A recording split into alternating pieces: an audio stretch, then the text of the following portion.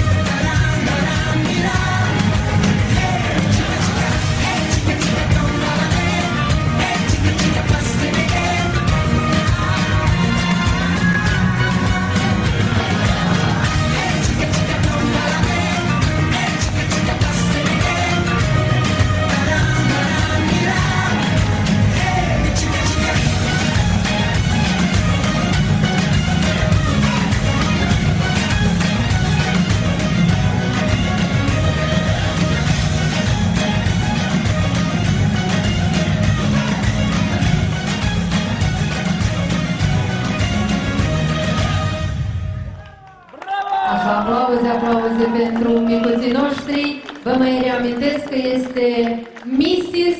și Mr. 2011. Aplauze, sunt premianții premiului mare.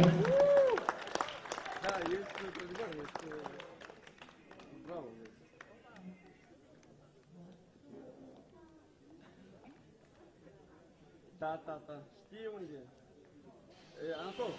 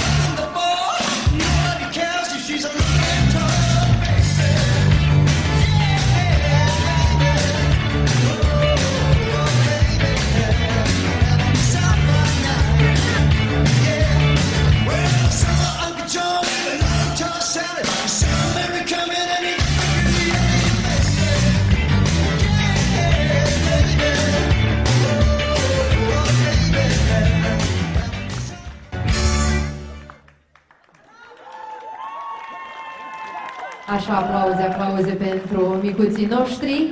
Să ne trăiască. Este o surpriză frumoasă de partea familiei Ungureanu pentru Mire și Mireasă.